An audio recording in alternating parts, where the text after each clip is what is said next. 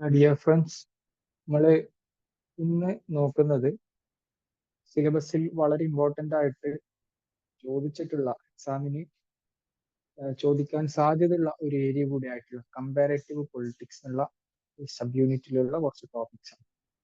ഇപ്പോൾ കമ്പാരേറ്റീവ് പൊളിറ്റിക്സിന്റെ ബേസിക്സ് അറിയാന്നുള്ളത് പൊളിറ്റിക്കൽ സയൻസ് സ്റ്റുഡന്റ് എന്നുള്ള അർത്ഥത്തിൽ വളരെ ഇമ്പോർട്ടൻ്റ് ആണ്. നമ്മൾ യു ജി തലം മുതൽ ഇതിന്റെ ഡിഫറെന്റ് ആസ്പെക്റ്റുകളെ കുറിച്ചിട്ട് കേട്ടിട്ടുണ്ടാവും. ഇതിന്റെ ഒരു എക്സ്റ്റെൻഡഡ് വേർഷൻ തന്നെയാണ് നമ്മുടെ എക്സാമിനൊക്കെ ചോദിക്കുക, മാസ്റ്റേഴ്സിലൊക്കെ നമുക്ക് കവർ ചെയ്യാനും ഉണ്ടാവുക. അപ്പോൾ സിലബസിൽ ഇതിന്റെ ഭാഗമായിട്ട് അപ്രോച്ചസ്, മോഡൽസ്, അതുപോലെ ഡിഫറെന്റ് ടൈപ്സ് ഓഫ് റെജീംസ്, പിന്നെ പൊളിറ്റിക്കൽ പാർട്ടീസ്, ഇലക്ട്രൽ സിസ്റ്റം, ഇത്തരത്തിലുള്ള കാര്യങ്ങളെ കുറിച്ചിട്ടുള്ള ബേസിക്സ് ആയിട്ട് കമ്പാരേറ്റീവ് പൊളിറ്റിക്സ് എന്നുള്ളത് വളരെ ബ്രോഡ് ആയിട്ടുള്ള ഒരു ഏരിയ ആണ്, ഒരു സെപ്പറേറ്റ് ഏരിയ ഓഫ് സ്റ്റഡിയാണ് പൊളിറ്റിക്കൽ സയൻസിനെ സംബന്ധിച്ച്. പക്ഷെ എക്സാമിന് നമുക്ക് വളരെ ചുരുങ്ങിയ ടോപ്പിക്സ് മാത്രമേ കവർ ചെയ്യേണ്ടുള്ളൂ. ഓക്കെ, സോ ഇന്ന് നമ്മൾ നോക്കുന്നത് അതിന്റെ ഡിഫറെന്റ് അപ്രോച്ചസ് എന്തൊക്കെയാണ്. പിന്നെ മോഡൽസ് എന്ന് പറയുന്നത് ഏകദേശം ഈ അപ്രോച്ചസ് എന്നുള്ള ഭാഗം തന്നെയാണ്. സെപ്പറേറ്റ് ആയിട്ട് മോഡൽസ് പറയുന്നില്ല, പക്ഷെ നമ്മുടെ സിലബസിൽ പൊളിറ്റിക്കൽ കൾച്ചർ സെപ്പറേറ്റ്ലി കൊടുത്തുകൊണ്ട് അതുകൂടി നമ്മൾ ഇന്ന് കവർ ചെയ്യും. സോ എന്താണ് ഈ കമ്പാരേറ്റീവ് പൊളിറ്റിക്സ്? നമ്മൾ ഒരുപാട് തവണ കേട്ടിട്ടുള്ള ഒരു ടേം ആയിരിക്കും കമ്പാരേറ്റീവ് പൊളിറ്റിക്സ് അല്ലെങ്കിൽ കമ്പാരേറ്റീവ് സ്റ്റഡി ഓഫ് ഗവൺമെന്റ് എന്നൊക്കെ അല്ലെ. അപ്പൊ അതിന്റെ ആ വേർഡിൽ തന്നെ സൂചിപ്പിക്കുന്നുണ്ട് കമ്പാരേറ്റീവ് എന്നുള്ളത് ഒരു കമ്പാരിസൺ, കോൺട്രാസ്റ്റ് ചെയ്യാന്നുള്ളത്. അപ്പോ പൊളിറ്റിക്കൽ സയൻസിന്റെ ഒരു നമ്മൾ ഡിഫറെന്റ് ആയിട്ടുള്ള ഭാഗങ്ങൾ എടുത്താൽ നമുക്ക് അതിലെന്താ IR ഉണ്ട്, അതുപോലെ പൊളിറ്റിക്കൽ പ്രോസസ്, ഇന്ത്യൻ ഡെമോക്രസി ആയിട്ടുള്ള പൊളിറ്റി ആയിട്ട് ബന്ധപ്പെട്ടിട്ടുള്ളത് കാണാൻ പറ്റും, പബ്ലിക് പോളിസി ആൻഡ് ഗവേണൻസ് കാണാൻ പറ്റും. അങ്ങനെ ഡിഫറെന്റ് ആയിട്ട് പൊളിറ്റിക്കൽ സയൻസിൽ നമ്മൾ ഏരിയാസ് പഠിക്കുന്നുണ്ട്. അപ്പൊ അതിൽ ഈ കമ്പാരേറ്റീവ് പൊളിറ്റിക്സ് എന്ന് പറയുമ്പോൾ ഒന്നുകൂടി പൊളിറ്റിക്കൽ സയൻസിന്റെ തിയറട്ടിക്കൽ ആയിട്ടുള്ള റിസർച്ച് ഓറിയന്റഡ് ആയിട്ടുള്ള ഒരു ഭാഗമാണ് യഥാർത്ഥത്തിൽ കമ്പാരേറ്റീവ് പൊളിറ്റിക്സ് എന്ന് പറയുന്നത്. അഥവാ പ്യുവർലി ഒരു റിസർച്ച് ആണ് അത്. നോമാറ്റീവ് റിസർച്ചും ഉണ്ടാവും, അതായത് ക്വാളിറ്റേറ്റീവ് ടൈപ്പ് റിസർച്ചും ഉണ്ടാവും, ക്വാണ്ടിറ്റേറ്റീവ് ആയിട്ടുള്ള റിസർച്ചും ഉണ്ടാവും. അപ്പൊ അതിന്റെ ആ ഒരു ബ്രോഡ് അണ്ടർസ്റ്റാൻഡിങ് ആണ് നമ്മൾ ഈ അപ്രോച്ചസ് എന്നുള്ള ഭാഗത്തിൽ മനസ്സിലാക്കേണ്ടത്. അപ്പൊ കമ്പാരേറ്റീവ് പൊളിറ്റിക്സ് എന്ന് പറയുമ്പോൾ പൊളിറ്റിക്കൽ സയൻസിൽ എന്താണോ ഈ ഒരു പൊളിറ്റിക്കൽ എന്ന് ഉദ്ദേശിക്കുന്നത് അതിനെ കമ്പയർ ചെയ്തുകൊണ്ട് മനസ്സിലാക്കാൻ വേണ്ടിയിട്ടുള്ള ശ്രമമാണ് നടക്കുന്നത്. അഥവാ ഒന്നുകൂടി എളുപ്പമാക്കി പറഞ്ഞാൽ ഈ ഒരു കമ്പാരേറ്റീവ് പൊളിറ്റിക്സ് എന്ന് പറയുന്നത് ഒരു ഒബ്ജക്റ്റ് ഓഫ് സ്റ്റഡി എന്നതിനേക്കാളും ഒരു മെത്തഡ് ഓഫ് സ്റ്റഡി അഥവാ റിസർച്ച് മെത്തഡോളജി എന്ന് നമ്മൾ പറയലുണ്ട്. അതാണ് യഥാർത്ഥത്തിൽ ഒരു കമ്പാരേറ്റീവ് പൊളിറ്റിക്സ് എന്ന് പറയുന്നത്. അതിൽ ഒരുപാട് കാര്യങ്ങൾ ഇപ്പൊ നമ്മൾ ഫോർ എക്സാമ്പിൾ ഇന്ത്യയിൽ നമ്മൾ ഇലക്ഷനെ കുറിച്ച് പഠിക്കും, ഇലക്ട്രൽ സിസ്റ്റത്തിനെ കുറിച്ച്, ഇന്ത്യയിലുള്ള ഡിഫറെന്റ് ആയിട്ടുള്ള പാറ്റേൺസിനെ കുറിച്ചൊക്കെ നമ്മൾ പഠിക്കും. അപ്പൊ അങ്ങനെ പഠിക്കുമ്പം അത് ഏത് മെത്തേഡാണ് ഉപയോഗിക്കുക, അല്ലെങ്കിൽ ഏത് തിയറീസിന്റെ അണ്ടറിലാണ് ഇത് വരിക എന്നുള്ളത് നമ്മൾ മനസ്സിലാക്കുക കമ്പാരേറ്റീവ് പൊളിറ്റിക്സിലുള്ള ഈ അപ്രോച്ച് അല്ലെങ്കിൽ മെത്തേഡ് കാര്യങ്ങൾ ഉപയോഗിച്ചുകൊണ്ടായിരിക്കും. അപ്പോ അതുകൊണ്ടാണ് ഇതിനെ ഒരു ഒബ്ജക്റ്റ് ഓഫ് സ്റ്റഡി എന്നതിനേക്കാളും ഒരു മെത്തേഡ് ഓഫ് സ്റ്റഡി എന്ന് പറയാൻ വേണ്ടിയിട്ട് കാരണം. അപ്പൊ ഇതിന്റെ ഒരു ഡെവലപ്മെന്റ് നമ്മൾ നോക്കുകയാണെന്നുണ്ടെങ്കിൽ കമ്പാരേറ്റീവ് പൊളിറ്റിക്സ് എന്ന് പറയുന്നത് വളരെ റീസെന്റ് എമേർജ് ചെയ്തതൊന്നല്ല. ഓൾറെഡി ഗ്രീക്ക് സിറ്റി സ്റ്റേറ്റിന്റെ സമയത്ത് തന്നെ, ഒരു ആൻഷ്യന്റ് ഗ്രീക്കിലും റോമൻ പീരീഡിലൊക്കെ തന്നെ ഇതിന്റെ യൂസേജ് നമുക്ക് കാണാൻ പറ്റും. എസ്പെഷ്യലി കമ്പാരേറ്റീവ് പൊളിറ്റിക്സിനെ കുറിച്ച് ഒന്നുകൂടി ഏർലിയർ ടൈമിൽ പഠനം നടത്തിയിട്ടുള്ള, സിസ്റ്റമാറ്റിക് ആയിട്ട് നടത്തിയിട്ടുള്ള ഒരു തിങ്കറാണ് അരിസ്റ്റോട്ടിൽ. നമ്മൾ അരിസ്റ്റോട്ടിലിനെ വെസ്റ്റേൺ പൊളിറ്റിക്കൽ തോട്ടിൽ അരിസ്റ്റോട്ടിലിന്റെ സെഷനിൽ അതിനെക്കുറിച്ച് ഡിസ്കസ് ചെയ്തിട്ടുണ്ടാകുന്നതാണ് വിചാരിക്കുന്നത്. Aristotle different type of classification of government കാര്യങ്ങളൊക്കെ ചെയ്യുന്നുണ്ട്. അപ്പൊ അരിസ്റ്റോട്ടിലിൽ നിന്ന് തുടങ്ങിയിട്ട് അങ്ങനെ ആൻഷ്യന്റ് ഗ്രീക്കിൽ നിന്ന് തുടങ്ങിയിട്ട് എസ്പെഷ്യലി ഇതിന്റെ ഒരു ഷിഫ്റ്റ് സംഭവിച്ചതെന്ന് വെച്ചാല് വേൾഡ് വാർ സെക്കൻഡിന്റെ ശേഷമുള്ള പീരീഡിലാണ്. അതിന്റെ കണ്ടക്സ്റ്റ് നമ്മൾ കഴിഞ്ഞ ക്ലാസ്സിലും ഗ്ലോബൽ ജസ്റ്റിസ് ഒക്കെ പറഞ്ഞപ്പോൾ പറഞ്ഞിട്ടുണ്ട്. വേൾഡ് വാർ എന്നുള്ളത് പൊളിറ്റിക്കൽ സയൻസിന്റെ സ്റ്റഡീനെ കുറിച്ച് പറയുമ്പോൾ വളരെ നിർണായകമായിട്ടുള്ള ഒരുപാട് ഷിഫ്റ്റിന് കാരണമായിട്ടുള്ള ഒരു പീരീഡ് ആണ് ഈ വേൾഡ് വാർ സെക്കൻഡ്. അതുപോലെ cold war, emergence of globalisation പോലുള്ള കാര്യങ്ങളൊക്കെ, ഒരുപാട് കാര്യങ്ങൾ അതുമായിട്ട് കണക്ട് ചെയ്തായിരിക്കും നമ്മൾ മനസ്സിലാക്കുക. അപ്പൊ ഈ ഒരു കമ്പാരേറ്റീവ് പൊളിറ്റിക്സിന്റെ ഒരു ഡെവലപ്മെന്റ് പറയുമ്പോൾ എന്തുകൊണ്ടാണ് വേൾഡ് വാർ സെക്കൻഡ് ഇത്ര ഇമ്പോർട്ടന്റ് ആവാൻ കാരണം എന്ന് വെച്ചാൽ ഈ ഒരു ഫിലോസഫിക്കൽ നോമാറ്റീവ് ആയിട്ടുള്ള അഥവാ ക്വാളിറ്റേറ്റീവ് ആയിട്ടുള്ള സ്റ്റഡിയിൽ നിന്ന് മാറിയിട്ട് ക്വാണ്ടിറ്റേറ്റീവ് ആയിട്ടുള്ള സ്റ്റഡിയിലേക്കുള്ള ഒരു ഷിഫ്റ്റ് വന്നിട്ടുള്ളത് എസ്പെഷ്യലി ഈ പോസ്റ്റ് വേൾഡ് വാർ സെക്കൻഡിന്റെ ശേഷമാണ്. അതിന്റെ ശേഷം ഒരുപാട് തിങ്കേഴ്സ് വന്നിട്ട് അവര് ഈ ഒരു ക്വാണ്ടിറ്റേറ്റീവ് ആയിട്ടുള്ള എംപിരിക്കൽ ആയിട്ടുള്ള മെത്തേഡ് ഉപയോഗിച്ചുകൊണ്ട് റിസർച്ച് ചെയ്യാൻ തുടങ്ങി. നമുക്ക് അതിന്റെ അപ്രോച്ച് പറയുമ്പോൾ നമുക്ക് ഒന്നുകൂടി ക്ലിയർ ആവും. പിന്നെ ഇതിന്റെ ഒരു ഡെവലപ്മെന്റ് എന്ന് പറയുന്നത് നോമാറ്റീവ് അപ്രോച്ചിൽ നിന്നും ഒരു മോഡേൺ അപ്രോച്ചിലേക്ക് അല്ലെങ്കിൽ നോമാറ്റീവ് അല്ലാത്ത നോൺ ട്രഡീഷണൽ മെത്തേഡിലേക്ക് ഉള്ള ഷിഫ്റ്റ് ആണ് പ്രധാനമായിട്ട് നമുക്ക് ഇതിൽ കാണാൻ പറ്റും. ഓക്കെ, സോ ഓവറോൾ നമ്മൾ അപ്രോച്ചിനെ കുറിച്ച് മനസ്സിലാക്കുമ്പം അതിനെ 2 കാറ്റഗറീസ് ആയിട്ടാണ് ഡിവൈഡ് ചെയ്യാം. ട്രഡീഷണൽ അപ്രോച്ചസും അതുപോലെ മോഡേൺ അപ്രോച്ചസും. ഈ ട്രഡീഷണൽ അപ്രോച്ചസിൽ പൊതുവെ ഡിസ്കസ് ചെയ്യുന്ന അപ്രോച്ചുകൾ എന്ന് പറയുന്നത് philosophical approach, historical approach, legal approach, അതുപോലെ ഇൻസ്റ്റിറ്റ്യൂഷണൽ അപ്രോച്ച്. ഈ 4 തരത്തിലുള്ളതാണ് പൊതുവെ ട്രഡീഷണൽ അപ്രോച്ചസിന്റെ അണ്ടറിൽ പറയാറുള്ളത്. അതുപോലെ മോഡേൺ അപ്രോച്ചസിൽ വരുന്നത് behavioural approach, structural functional approach, political system approach, political culture approach, പിന്നെ ന്യൂ ഇൻസ്റ്റിറ്റ്യൂഷണാലിസം എന്ന് പറഞ്ഞിട്ടുള്ള ഒരു അപ്രോച്ച് കൂടിയുണ്ട് റീസെന്റ് എമേർജ് ചെയ്തിട്ടുള്ളത്. അപ്പൊ ഇത്തരത്തിലാണ് പൊതുവെ ക്ലാസിഫൈ ചെയ്യാറുള്ളത്. ഇനി ഇതല്ലാതെ തന്നെ ഡിഫറെന്റ് ആയിട്ടുള്ള ക്ലാസിഫിക്കേഷൻസ് നമുക്ക് കാണാൻ പറ്റും. ഓരോ കണ്ടക്സ്റ്റിനനുസരിച്ചിട്ട് അതിന്റെ ഡിഫറെന്റ് ക്ലാസിഫിക്കേഷൻസ് നമുക്ക് കാണാൻ പറ്റും. പക്ഷെ ബ്രോഡ്ലി ജനറലി ഇങ്ങനെയുള്ള ഒരു ക്ലാസിഫിക്കേഷൻ ആണ് കൂടുതൽ ആൾക്കാരും ഫോളോ ചെയ്യുന്നത്. ഇപ്പോ എന്താണ് ട്രഡീഷണൽ അപ്രോച്ച്, അതിന്റെ വേരിയസ് അപ്രോച്ചസിനെ കുറിച്ച് നമുക്കൊന്ന് ജസ്റ്റ് ബ്രീഫ്ലി നോക്കാം. ട്രഡീഷണൽ അപ്രോച്ച് എന്ന് പറയുന്നത് അതൊരു നോമാറ്റീവ് ആയിട്ടുള്ള അപ്രോച്ചാണ്. എന്താണ് ഈ നോമാറ്റീവ് എന്ന് പറയുമ്പോൾ? നോമാറ്റീവ് എന്നുള്ള ടേം ഒരു പ്രിസ്ക്രിപ്റ്റീവ് ആയിട്ടുള്ള ടേം ആണ്. അഥവാ വാട്ട് ഓട്ട് ടു ബി അല്ലെങ്കിൽ വാട്ട് ഷുഡ് ബി, എന്തായിരിക്കണം എന്നുള്ളതിനെ കുറിച്ചിട്ടുള്ള അവിടെ ഒരു മോറൽ ജഡ്ജ്മെന്റ് അവിടെ ചെയ്യുന്നുണ്ട്. എങ്ങനെയാണ് ഒരു കാര്യങ്ങൾ ഉണ്ടായിരിക്കേണ്ടത്, അതിന്റെ ഒരു ഫൈനലി ഏത് ലെവലിലേക്കാണ് അതിന്റെ ഔട്ട്പുട്ട് ഉണ്ടാവേണ്ടത്. അത്തരത്തിലുള്ള കാര്യങ്ങളെ ഒരു ആബ്സ്ട്രാക്ട് റീസണിങ് ഉപയോഗിച്ചുകൊണ്ട് ഒരു മോറൽ ജഡ്ജ്മെന്റ് നടത്താന്നുള്ളതാണ് ഈ ഒരു നോമാറ്റീവ് അപ്രോച്ചിന്റെ അല്ലെങ്കിൽ ഐഡിയലിസ്റ്റിക്, വാല്യൂ ഓറിയന്റഡ് എന്നൊക്കെ നമ്മൾ പറയുന്നത്. ഇതിന്റെ രണ്ട് അപ്രോച്ചിന്റെയും ഡിഫറൻസ്, അതിന്റെ ഒരു കമ്പാരിസൺ നമ്മൾ മനസ്സിലാക്കും. ട്രഡീഷണൽ അപ്രോച്ച് അത് നോമാറ്റീവ് ആണ്, വാല്യൂ ഓറിയന്റഡ് ആണ്, ഒന്നുകൂടി ഫോർമൽ പ്രൊസീജിയേഴ്സ് ഫോളോ ചെയ്തിട്ടുള്ളതാണ്, പിന്നെ പ്രിസ്ക്രിപ്റ്റീവ് ആണ്, മോറൽ ജഡ്ജ്മെന്റ് ചെയ്യുന്നതാണ്. അപ്പൊ അത്തരത്തിലുള്ള പോയിന്റ്സുകൾ ഈ നമ്മൾ ബ്ലാക്ക് കളറിൽ മെൻഷൻ ചെയ്തിട്ടുള്ള പോയിന്റുകൾ അത് നിങ്ങൾ ആ ഒരു കീ വേർഡ്സ് നിങ്ങളെ മനസ്സിലുണ്ടാവണം. ഓരോ അപ്രോച്ചുകളെ കുറിച്ച് പഠിക്കുമ്പോൾ നമുക്ക് അതിന്റെ കീ വേർഡ്സ് ഓർമ്മയിൽ ഉണ്ടായാൽ മതിയാവും. അപ്പോൾ ഈ ഒരു ട്രഡീഷണൽ അപ്രോച്ച് എന്ന് പറയുന്നത് ഫാക്ടിന് വലിയ വാല്യൂസ് കൊടുക്കുന്നില്ല എന്നുള്ളതാണ്. കാരണം അവര് മനസ്സിലാക്കിയത് ഫാക്ച്വൽ ആയിട്ട് പഠിക്കേണ്ട, ഫുള്ളി ഫാക്ച്വൽ ഓറിയന്റഡ് ആയിട്ട് പഠിക്കേണ്ട ഒരു കാര്യമല്ല പൊളിറ്റിക്കൽ സയൻസ്. അതുകൊണ്ട് നമുക്ക് അതിനെ സയന്റിഫിക് എന്ന് പറയാൻ കഴിയില്ല. നേരെ മറിച്ച് ഫാക്ടുകൾ ഉണ്ടാവും, ഇത് വാല്യൂ ആയിട്ട് ഇന്റർലിങ്ക് ചെയ്തിട്ടുള്ള ഒരു സിസ്റ്റം ആയിരിക്കും ഈ ഒരു നോമാറ്റിവിസം അല്ലെങ്കിൽ നോമാറ്റീവ് അപ്രോച്ച് ഒക്കെ ഫോളോ ചെയ്യുന്നതെന്ന് പറയുന്നത്. അപ്പൊ ഇതിന്റെ ഒരു പ്രധാനപ്പെട്ട ഒരു ലിമിറ്റേഷൻ അല്ലെങ്കിൽ അതിനെതിരെ വന്നിട്ടുള്ള ക്രിറ്റിസിസം എന്ന് പറയുന്നത് അതൊരു യൂറോ സെൻട്രിക് ആയിട്ടുള്ള അപ്രോച്ച് എന്നുള്ളതാണ്. കാരണം യൂറോ സെൻട്രിസം എന്ന് പറയുന്ന ടേം നിങ്ങൾ കേട്ടിട്ടുണ്ടാവും. യൂറോ സെൻട്രിക് എന്ന് പറയുമ്പോൾ അത് യൂറോപ്പിനെ കുറിച്ചിട്ട് മാത്രം പഠിക്കുന്ന അല്ലെങ്കിൽ യൂറോപ്പിന് ഒരു ഡൊമിനൻസ് കൊടുക്കുന്ന, യൂറോപ്പ് ആണ് മറ്റ് കോണ്ടിനെന്റ്സിനെക്കാളും പ്രാധാന്യമുള്ള, പല അർത്ഥത്തിൽ ഡിഫറെന്റ് ആസ്പെക്റ്റിൽ പ്രാധാന്യമുള്ള കോണ്ടിനെന്റ് എന്നുള്ള അർത്ഥത്തിൽ അവരുടെ പൊളിറ്റിക്കൽ സിസ്റ്റത്തിനും അവരുടെ ആ സിസ്റ്റം ഓഫ് ഗവൺമെന്റിനൊക്കെ പ്രാധാന്യം കൊടുത്ത് അതിനെ പഠിക്കാന്നുള്ള ഒരു സ്വഭാവമാണ് യൂറോ സെൻട്രിസം. അപ്പൊ അതിന്റെ ഒരു പ്രത്യേകത എന്താണ്? അത് ഒബിയസ്ലി നെക്സ്റ്റ് ആയിട്ടുള്ള തേർഡ് വേൾഡ് കൺട്രീസ് എന്നല്ല നമ്മൾ പറയുന്ന ഗ്ലോബൽ സൗത്ത് ആയിട്ടുള്ള അല്ലെങ്കിൽ ഡെവലപ്പിങ്ങോ അല്ലെങ്കിൽ അണ്ടർ ഡെവലപ്ഡോ ആയിട്ടുള്ള കൺട്രീസിന്റെ സിസ്റ്റത്തിന് അതിന് വലിയ പ്രാധാന്യം കൊടുക്കുന്നില്ല എന്നുള്ളതാണ് യൂറോ സെൻട്രിക് അപ്രോച്ചുകൾ അല്ലെങ്കിൽ ആ ഒരു യൂറോ സെൻട്രിസം ഫോളോ ചെയ്യുന്നത്. ഈ ഒരു ട്രഡീഷണൽ അപ്രോച്ച് പൊതുവെ യൂറോപ്യൻ പൊളിറ്റിക്കൽ സിസ്റ്റത്തിനെ മാത്രമാണ് ഫോക്കസ് ചെയ്തത്. ഇതിനെക്കുറിച്ച് പഠനം നടത്തിയ സ്കോളേഴ്സ് ഒന്നും നോൺ വെസ്റ്റേൺ കൺട്രീസിന് പ്രാധാന്യം കൊടുക്കുന്നില്ല എന്നുള്ളത് ഇതിന്റെ എതിരെ വന്നിട്ടുള്ള ഒരു പ്രധാന തിസിസ് ആയിരുന്നു. ഓക്കെ, സോ നെക്സ്റ്റ് നമ്മൾ നോക്കുന്നത് different types of traditional approach ആണ്.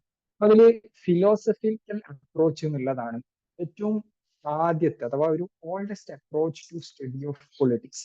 ഫിലോസഫിക്കൽ അപ്രോച്ച് ഒരുപാട് സ്കോളേഴ്സ്, ട്രഡീഷണൽ സ്കോളേഴ്സ് ഉപയോഗിച്ചിട്ടുണ്ട്. ക്ലാസിക്കൽ സ്കോളേഴ്സ് പ്ലാറ്റോ, അരിസ്റ്റോട്ടിൽ, പ്ലാറ്റോന്റെ റിപ്പബ്ലിക്, അതുപോലെ അരിസ്റ്റോട്ടിലിന്റെ Politics, Rousseau, Kant, Hegel, PH Green, അങ്ങനെ തുടങ്ങിയിട്ട് ഒരുപാട് സ്കോളേഴ്സ്, ഇതിലിപ്പോ മെൻഷൻ ചെയ്യാത്ത ഒരുപാട് സ്കോളേഴ്സ് ഉണ്ട്, ഈ ഒരു അപ്രോച്ച് ഉപയോഗിച്ചിട്ടുള്ള സ്കോളേഴ്സ് ഉണ്ട്. അപ്പൊ ഇതിന്റെയൊക്കെ ഒരു പ്രത്യേകത എന്താണ്? ഫിലോസഫിക്കൽ അപ്രോച്ച് എന്ന് പറയുന്നത് നോംസിനും വാല്യൂസിനും കൂടുതൽ പ്രാധാന്യം കൊടുത്തുകൊണ്ട് ഒരു പൊളിറ്റിക്കൽ ഫിനോമിനെ കുറിച്ച് പഠനം നടത്തുക എന്നുള്ളതാണ്. നേരത്തെ നമ്മൾ നോമാറ്റീവ് പറഞ്ഞല്ലോ, അതിന്റെ ഒരു ക്യാരക്ടറിസ്റ്റിക്സ് തന്നെയാണ് ഇവിടെ ഉള്ളത്. ഇതിലെന്താണ് ഒരു പ്രിസ്ക്രൈബ് ചെയ്യുക, ഒരു ഐഡിയൽ ബിഹേവിയർ എങ്ങനെയായിരിക്കണം. ഫോർ എക്സാമ്പിൾ ഇപ്പൊ നമ്മൾ പ്ലാറ്റോന്റെ ഐഡിയൽ സ്റ്റേറ്റിനെ കുറിച്ച് കേട്ടിട്ടുണ്ടല്ലോ. എങ്ങനെയായിരിക്കണം ഒരു ഗവൺമെന്റ് ഫോളോ ചെയ്യുന്നത്, സ്റ്റേറ്റ് ഏറ്റവും ആപ്റ്റ് ആയിട്ടുള്ള സ്റ്റേറ്റ് എങ്ങനെയാണ് എന്നുള്ളതാണ് എന്ത് പ്ലാറ്റോ പറഞ്ഞു വെക്കുന്നത്. അങ്ങനെ ഓരോ സ്കോളേഴ്സും അവരുടെ ഡിഫറെന്റ് ഐഡിയാസ്, ഹെഗൽ അങ്ങനെ ഒരു state is the March of God on earth എന്നൊക്കെ പറഞ്ഞിട്ട് സ്റ്റേറ്റിന് ഒരു സൂപ്പർ നോർമൽ ഫിനോമിനായിട്ട് സ്റ്റേറ്റിനെ കാണുന്നുണ്ട്, അത്രയും പവർഫുൾ ആയിട്ട് കാണുന്നുണ്ട്.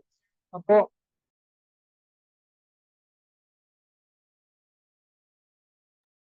അങ്ങനെ ഓരോ സ്കോളേഴ്സും അവരുടെ ഒരു എത്തിക്കൽ ആയിട്ടുള്ള അല്ലെങ്കിൽ മോറൽ ആയിട്ടുള്ള മൊറാലിറ്റിക്ക് വാല്യൂ കൊടുത്തു, അല്ലെങ്കിൽ ഒരു ജസ്റ്റിസിന് വാല്യൂ കൊടുത്തുകൊണ്ടൊക്കെ ഒരു നോമാറ്റീവ് ആയിട്ട് അവരുടെ കൺസെപ്റ്റുകളെ ഡെവലപ്പ് ചെയ്യുന്നുണ്ട്. അതൊരു ഫിലോസഫിക്കൽ അപ്രോച്ച് ഉപയോഗിച്ചുകൊണ്ടാണ്.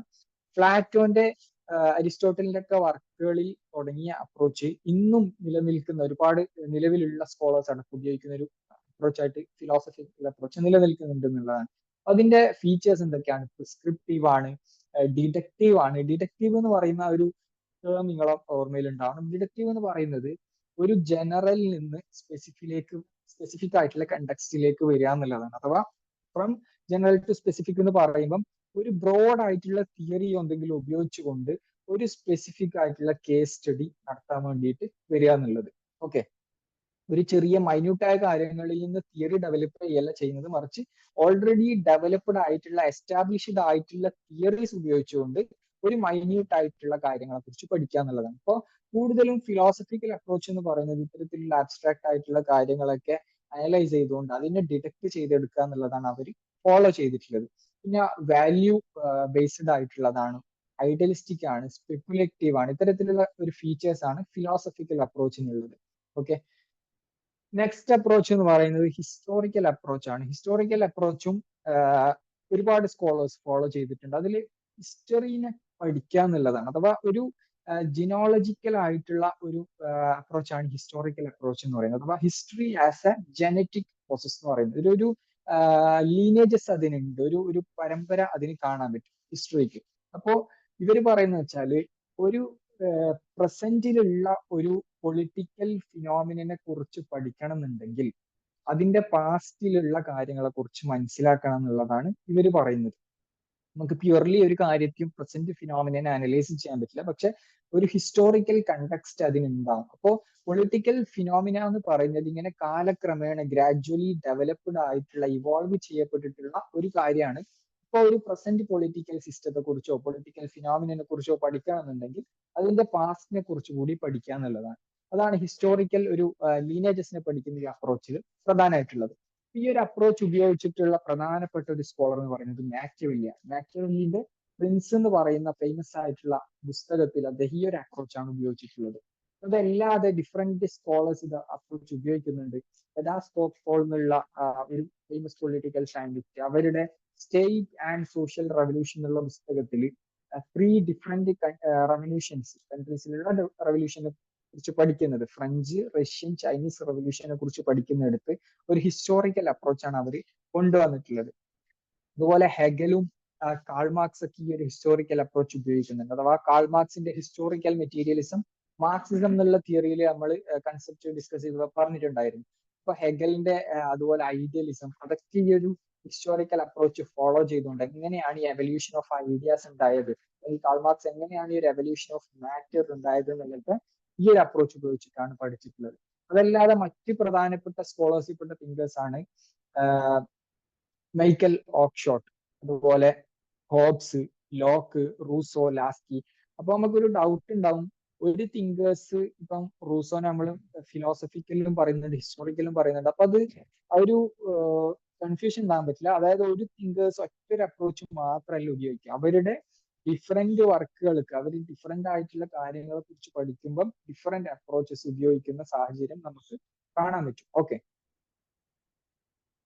നെക്സ്റ്റ് ലീഗൽ അപ്രോച്ച് ആണ്. ലീഗൽ അപ്രോച്ച് എന്ന് പറയുന്നത് ഒരു ഫോർമൽ ലോസിനെ കുറിച്ച് അല്ലെങ്കിൽ ഒരു ലീഗൽ സിസ്റ്റത്തിനെ കുറിച്ച്, ഗവൺമെന്റിനെ കുറിച്ച്, കോൺസ്റ്റിറ്റ്യൂഷനെ കുറിച്ചൊക്കെ ഒരു ലീഗാലിറ്റി എന്നുള്ള ആസ്പെക്റ്റിൽ എങ്ങനെയാണ് ഒരു ക്രിയേഷൻ ഓഫ് ലോ നടക്കുന്നത്, അല്ലെങ്കിൽ അങ്ങനെയാണ് ആ ലോ എൻഫോഴ്സ്മെന്റ് നടക്കുന്നത് എന്നുള്ളതിനെ കുറിച്ച് പഠിക്കുക എന്നുള്ളതാണ് ഈ ഒരു അപ്രോച്ചിന്റെ ഏറ്റവും പ്രധാനപ്പെട്ട ഫീച്ചർ എന്ന് പറയുന്നത്.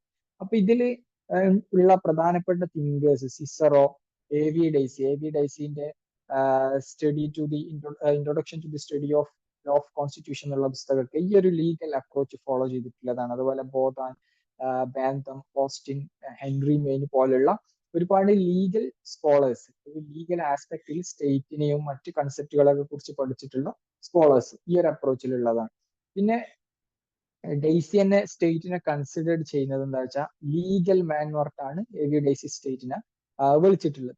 ഇനി ഇതിന്റെ ഒരു ക്രിറ്റിസിസ് ആയിട്ട് വന്നിട്ടുള്ളത് സ്റ്റേറ്റിന് വെറും ലോ എൻഫോഴ്സ്മെന്റ് മാത്രമല്ല സ്റ്റേറ്റിന്റെ റോൾ അല്ലെങ്കിൽ അതിന്റെ ഫംഗ്ഷൻ എന്ന് പറയുന്നത്, അതല്ലാത്ത മറ്റ് ഫംഗ്ഷൻ കൂടി സ്റ്റേറ്റിനുണ്ട്. അപ്പോൾ ഈ ഒരു ലീഗൽ അപ്രോച്ച് എന്ന് പറയുന്നത് എല്ലാ കാര്യങ്ങളെയും ഒരു ലോ എൻഫോഴ്സ്മെന്റ് അല്ലെങ്കിൽ ലോ ക്രിയേഷനുമായിട്ട് ബന്ധപ്പെട്ട് മാത്രം പഠിക്കുക എന്നുള്ളതിലേക്ക് ചുരുങ്ങി പോകുന്നുണ്ട് എന്നുള്ളതാണ് ഇതിനെതിരെ വന്നിട്ടുള്ള ഒരു പ്രധാനപ്പെട്ട ക്രിറ്റിസിസം എന്ന് പറയുന്നത്.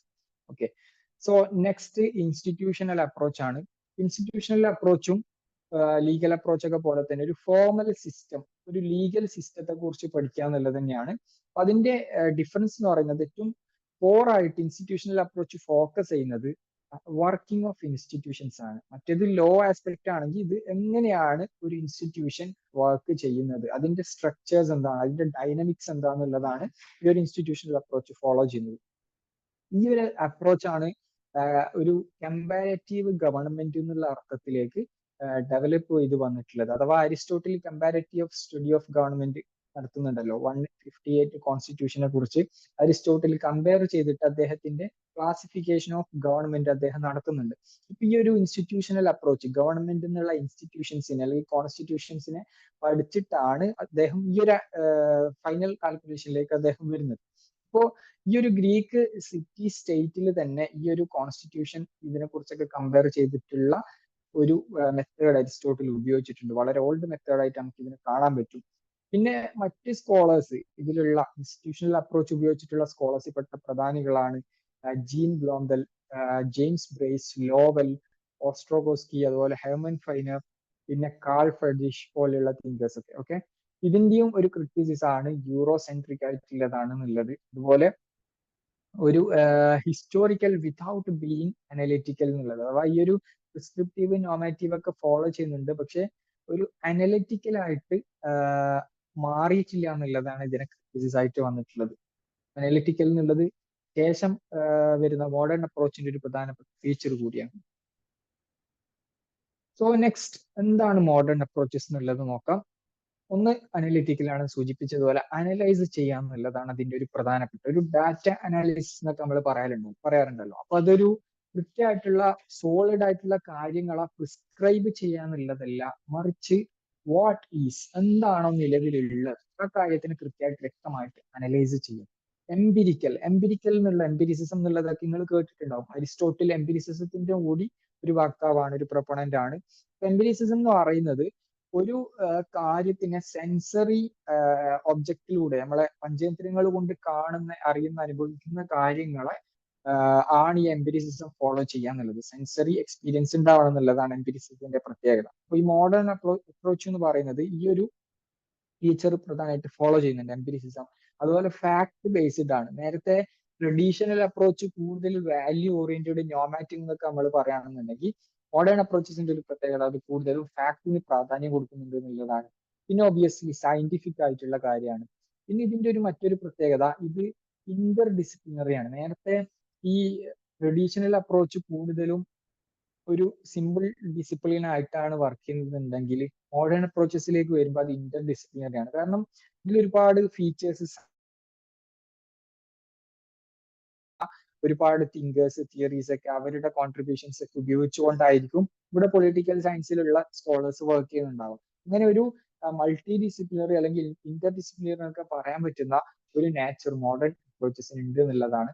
പിന്നെ മറ്റൊരു പ്രധാനപ്പെട്ട ഇതിന്റെ ഒരു പ്രത്യേകത എന്ന് പറയുന്നത് integration of both qualitative and quantitative research methods എന്നുള്ളതാണ്.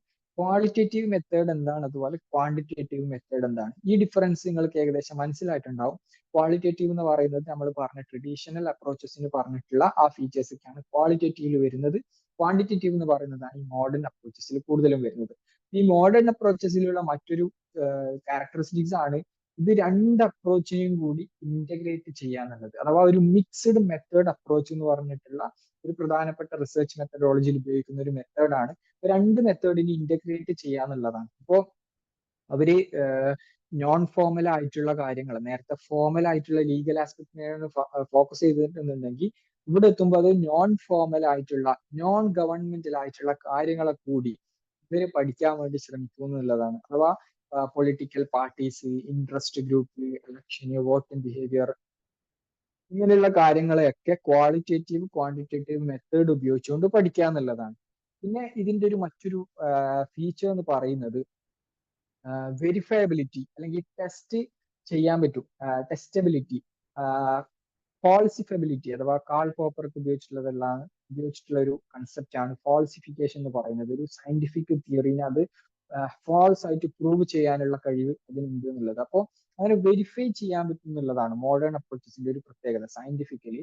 പിന്നെ ഇതിന്റെ ഒരു മറ്റൊരു ഫീച്ചർ എന്ന് പറയുന്നത് തേർഡ് വേൾഡ് കൺട്രീസിന്റെ പുതിയ എമേർജഡ് ആയിട്ടുള്ള ന്യൂ ഇൻഡിപെൻഡന്റ് നേഷൻസിനെ കുറിച്ച് പഠിക്കാൻ വേണ്ടിയിട്ട് ഒരുപാട് തിങ്കേഴ്സ് ഈ ഒരു അപ്രോച്ച് മോഡേൺ അപ്രോച്ചസ് ആണ് ഉപയോഗിച്ചിട്ടുള്ളത്. കാരണം അവിടെ ക്വാളിറ്റേറ്റീവ് ആയിട്ടും ക്വാണ്ടിറ്റേറ്റീവ് ആയിട്ടുള്ള കാര്യങ്ങളെ കുറിച്ച് പഠിക്കാൻ വേണ്ടിയിട്ട് ഏറ്റവും ആപ്റ്റ് ആയിട്ടുള്ള മെത്തേഡ് എന്ന് പറയുന്നത് ഈ ഒരു മിക്സ്ഡ് മെത്തേഡ് അപ്രോച്ച് ആണ്.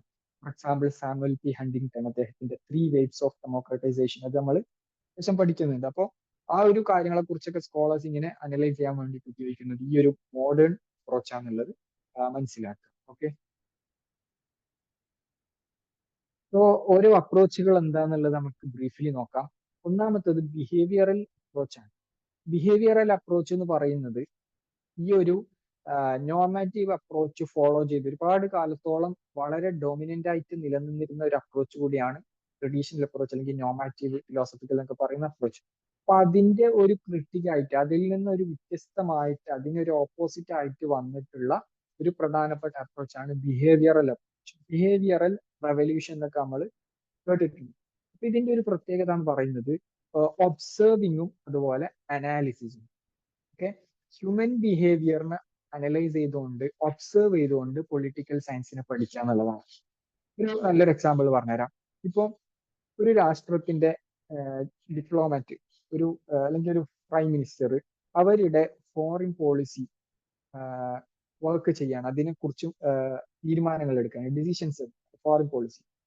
അപ്പൊ അവിടെ സ്കോളേഴ്സ് ബിഹേവിയറൽ അപ്രോച്ച് ഫോളോ ചെയ്തിട്ടുള്ള സ്കോളേഴ്സ് എന്താണ് പറയുന്നത് വെച്ചാൽ അവര് ജസ്റ്റ് ഈ ഡിസിഷൻസ് എടുക്കുന്നത് അവരുടെ കൺട്രീസിന്റെ കാര്യങ്ങൾ മാത്രം വെച്ചായിരിക്കില്ല, അവരുടെ പേഴ്സണലി ആയിട്ടുള്ള കൾട്ട്, അവരുടെ പേഴ്സണൽ കരിഷ്മയ്ക്ക് ഉപയോഗിച്ചുകൊണ്ടുള്ള ഒരുപാട് കാര്യങ്ങൾ എലമെന്റ്സ് ഇതിൽ വർക്ക്ഔട്ട് ചെയ്യുന്നുണ്ട് എന്നുള്ളതാണ്. എസ്പെഷ്യലി ഈ ഒരു ബിഹേവിയറൽ അപ്രോച്ച് ഉപയോഗിച്ചുകൊണ്ട് US പ്രസിഡന്റുകളുടെ ഒക്കെ അവരുടെ ഈ ഫോറിൻ പോളിസി അപ്രോച്ചുകളെ കുറിച്ചൊക്കെയുള്ള പഠനങ്ങൾ ഒരുപാട് നമുക്ക് കാണാൻ പറ്റും.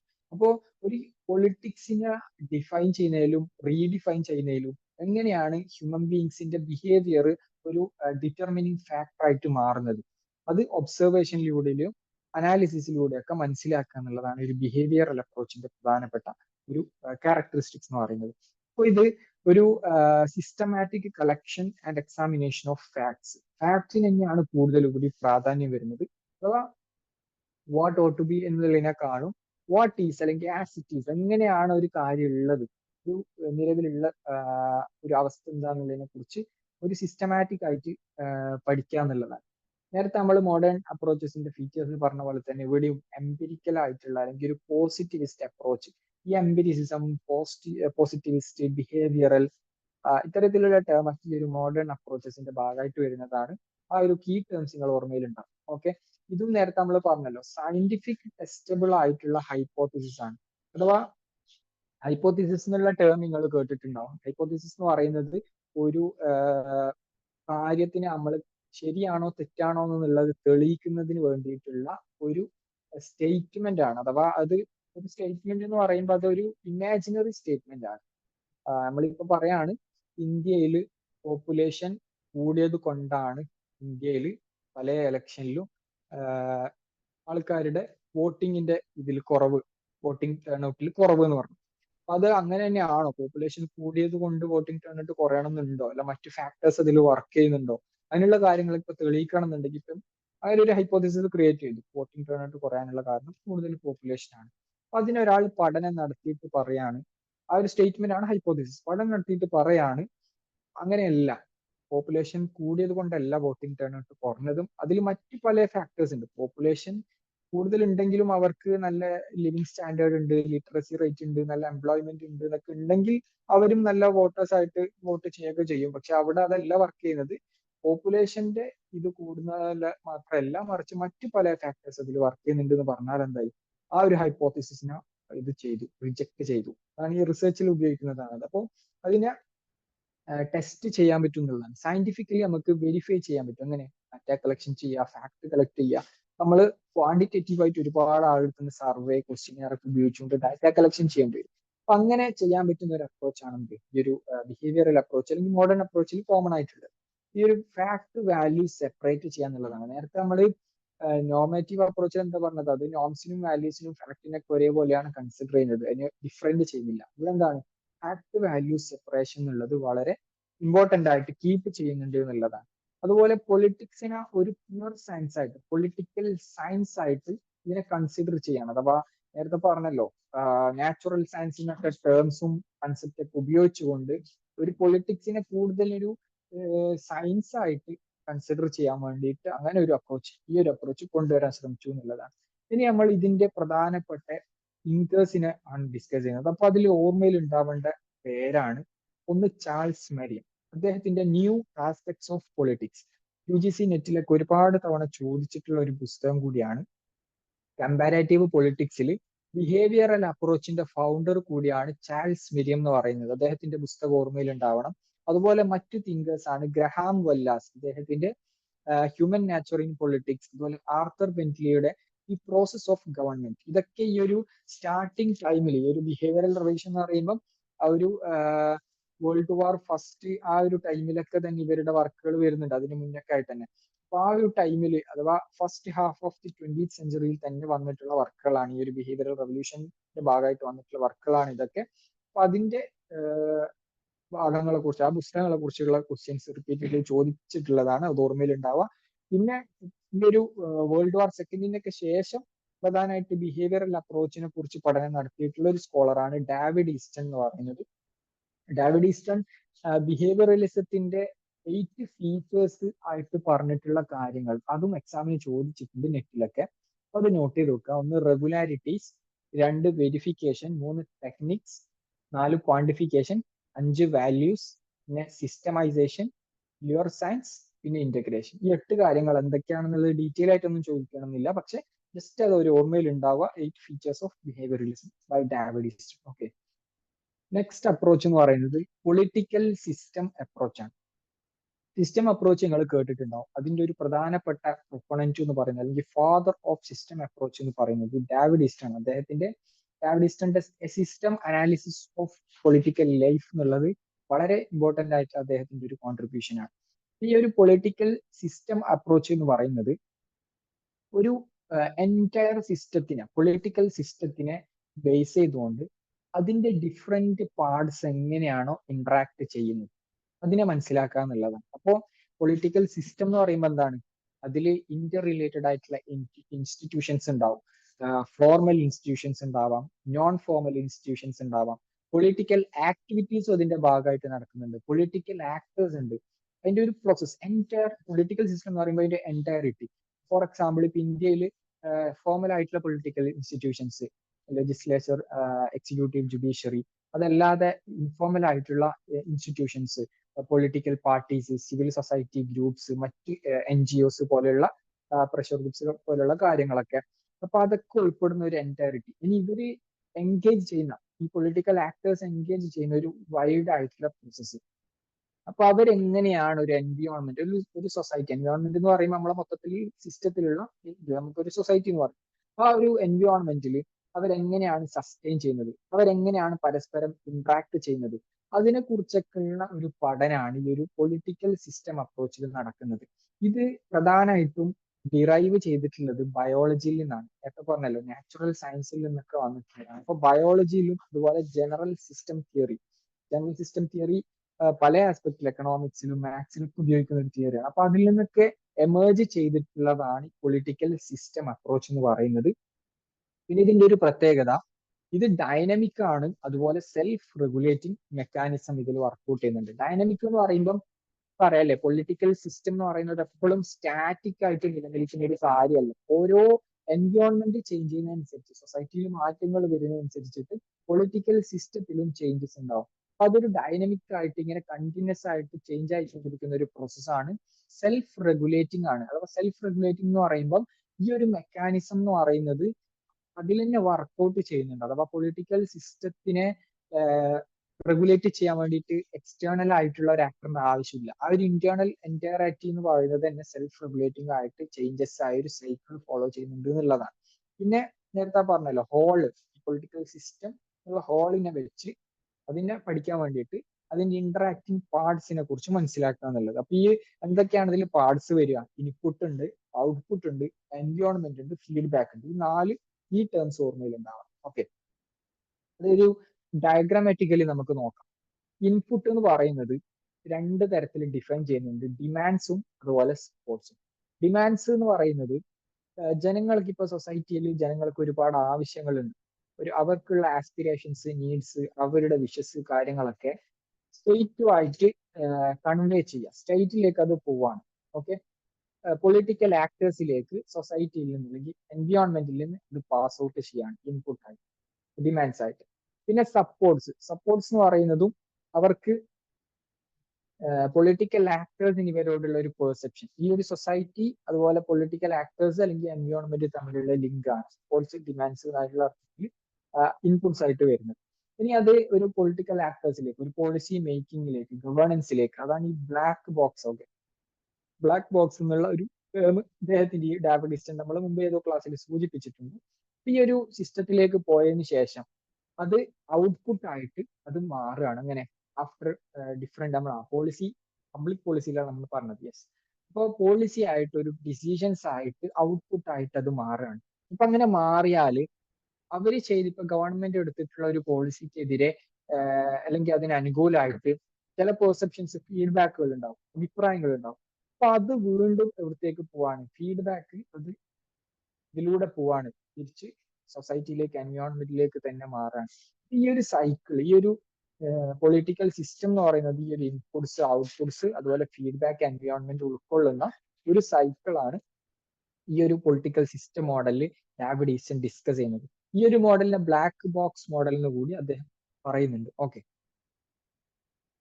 പിന്നെയുള്ള അപ്രോച്ച് എന്ന് പറയുന്നത് സ്ട്രക്ചറൽ ഫങ്ഷനാലിസം ആണ്. സ്ട്രക്ചറൽ ഫങ്ഷനാലിസവും ഒരു സിസ്റ്റം അപ്രോച്ച് തന്നെ ഫോളോ ചെയ്തിട്ടുള്ള അതിന്റെ ഒരു വേരിയന്റ് ആയിട്ട് അതിൽ നിന്ന് ഡിറൈവ് ചെയ്തിട്ടുള്ള ഒരു അപ്രോച്ചാണ്. ഓക്കെ, ഇവിടെ എങ്ങനെയാന്ന് വെച്ചാൽ സ്ട്രക്ചേഴ്സിനും അതുപോലെ അതിന്റെ ഫങ്ഷൻസിനും പ്രാധാന്യം കൊടുക്കുക എന്നുള്ളതാണ്. ഓക്കെ, പൊളിറ്റിക്കൽ സിസ്റ്റത്തിൽ അതിന്റെ ഡിഫറെന്റ് ആയിട്ടുള്ള സ്ട്രക്ചേഴ്സ് എങ്ങനെയാണ് ഫങ്ഷൻ ചെയ്യുന്നത്, ഇതാണ് ഈ ഒരു സ്ട്രക്ചറൽ ഫങ്ഷനാലിസം. ഇതില് ഏറ്റവും പ്രധാനമായിട്ട് വർക്ക് ചെയ്തിട്ടുള്ള സ്കോളേഴ്സ് എന്ന് പറയുന്നത് ഗബ്രിയൽ ആൽമണ്ടും അതുപോലെ ജി.സി. പോവലും. അവർ ഈ ഒരു ഈസ്റ്റേണിന്റെ സിസ്റ്റം അപ്രോച്ചിൽ നിന്നാണ് ഈ ഒരു അപ്രോച്ച് കൈകൊണ്ടിട്ടുള്ളത്, അത് ഓർമ്മയിൽ ഉണ്ടാവാം. ഈ രണ്ട് സ്കോളേഴ്സ് ആണ് ഇതിൽ പ്രധാനമായിട്ട് വർക്ക് ചെയ്തിട്ടുള്ളത്. പിന്നെ ഗബ്രിയൽ ആൽമണ്ട് തന്നെ ഈ ഒരു സ്ട്രക്ചറൽ ഫങ്ഷനാലിസത്തിന്റെ ടെർമിനോളജി ആരിൽ നിന്നാണ് അത് ബോറോ ചെയ്തിട്ടുള്ളത് എന്നുള്ള ക്വസ്റ്റ്യൻ നെറ്റ് എക്സാമിന് മുമ്പ് ചോദിച്ചിട്ടുണ്ട്. അപ്പൊ അത് ഓർമ്മയിൽ ഉണ്ടാവുക, അത് ആൽക്കോട്ട് പേഴ്സൺസ് എന്നുള്ള ഒരു സോഷ്യോളജിസ്റ്റിൽ നിന്നാണ്. ഓക്കെ, പിന്നെ മറ്റൊരു പോയിന്റ് ഓർമ്മയിൽ ഉണ്ടാവുന്നത് സ്ട്രക്ചറൽ ഫങ്ഷനാലിസം എന്ന് പറയുന്നത് ഡെവലപ്പിംഗ് കൺട്രീസിന്റെ പൊളിറ്റിക്സിനെ കുറിച്ച് പഠിക്കാൻ വേണ്ടിയിട്ട്, ഡെവലപ്ഡ് കൺട്രീസ് അല്ല, ഡെവലപ്പിംഗ് കൺട്രീസ്, അഥവാ നേരത്തെ നമ്മൾ പറഞ്ഞല്ലോ ട്രഡീഷണൽ അപ്രോച്ച് യൂറോ സെൻട്രിക് ആണ്, കൂടുതലും യൂറോപ്പിലുള്ള ഡെവലപ്ഡ് കൺട്രീസിനെയാണ് പഠിച്ചിട്ടുണ്ടെങ്കിൽ ഇവിടെ എത്തുമ്പോൾ അത് ഡെവലപ്പിംഗ് കൺട്രീസിനും അതുപോലെ തേർഡ് വേൾഡ് കൺട്രീസിനും ഒക്കെ പഠിക്കാൻ വേണ്ടിയിട്ടാണ് ഉപയോഗിച്ചിട്ടുള്ളത്. അപ്പൊ അങ്ങനെയുള്ള ഒരു അപ്രോച്ച് കൂടിയാണ് സ്ട്രക്ചറൽ ഫങ്ഷനാലിസം എന്ന് പറയുന്നത്. ഇവിടെയും നേരത്തെ സിസ്റ്റം അപ്രോച്ചിന്റെ കേസിൽ പറഞ്ഞതുപോലെ തന്നെ ഔട്ട്പുട്ട് ഇൻപുട്ട് ആയിട്ട് അതിന്റെ ഫങ്ഷൻസിനെ ഡിവൈഡ് ചെയ്യുന്നുണ്ട് ആൽമണ്ട്. ഇപ്പൊ ഇതില് എക്സാമിന് ചോദിക്കാൻ സാധ്യതയുള്ള നോട്ട് ചെയ്ത് വെക്കേണ്ട ഒരു പോയിന്റ് എന്ന് പറയുന്നത് ഗബ്രിയേൽ ആൽമണ്ട് ഇൻപുട്ട് ഫങ്ഷൻസ് ആയിട്ട് പറഞ്ഞിട്ടുള്ള 4 കാര്യങ്ങൾ എന്തൊക്കെയാന്നുള്ളത് അതിന്റെ ക്രൊണോളജിക്കൽ ഓർഡർ വൈസ് ചെയ്യുന്ന നമ്മൾ ഓർമ്മയിൽ ഉണ്ടാവണം. ഒന്നാമത്തത് പൊളിറ്റിക്കൽ സോഷ്യലൈസേഷൻ ആൻഡ് റിക്രൂട്ട്മെന്റ് എന്നുള്ളതാണ്. ഓക്കെ. രണ്ടാമത്തത് ഇൻട്രസ്റ്റ് ആർട്ടിക്കുലേഷൻ ആണ്. മൂന്നാമത്തത് ഇൻട്രസ്റ്റ് അഗ്രിഗേഷൻ ആണ്. And finally fourth political communication. So ഇതിന്റെ ഒരു ഓർഡർ ഓർമ്മയിൽ ഉണ്ടാവണം. അത് ഏതൊക്കെയാന്നുള്ളത് പൊളിറ്റിക്കൽ സോഷ്യലൈസേഷൻ ആൻഡ് റിക്രൂട്ട്മെന്റ് എന്ന് പറയുന്നത് സൊസൈറ്റിയിൽ നിന്ന് ഈ ഒരു എങ്ങനെയാണ് പൊളിറ്റിക്സിനെ കുറിച്ചിട്ടുള്ള അല്ലെങ്കിൽ പൊളിറ്റിക്കൽ ആക്ടേഴ്സിനെ കുറിച്ചൊക്കെ ഉള്ള ഒരു പെർസെപ്ഷൻ സൊസൈറ്റിയിൽ എമർജ് ചെയ്തു വരുന്നത്. അതാണ് ഈ ഒരു പൊളിറ്റിക്കൽ സോഷ്യലൈസേഷൻ കൊണ്ട് ഉദ്ദേശിക്കുന്നത്. ഇൻട്രസ്റ്റ് ആർട്ടിക്കുലേഷൻ ഇതിന്റെ സെക്കൻഡ് സ്റ്റേജ് ആയിട്ട് വരികയാണ്. അവരെങ്ങനെയാണ് ഈ ഒരു പൊളിറ്റിക്കൽ കൾച്ചർ, പൊളിറ്റിക്കൽ ബിഹേവിയർ എന്നൊക്കെ പറയുന്നത് ഈ ഒരു പെർസ്പെക്റ്റീവിലാണ് വരിക, ഈ ഒരു ആസ്പെക്റ്റിൽ. ഓക്കെ.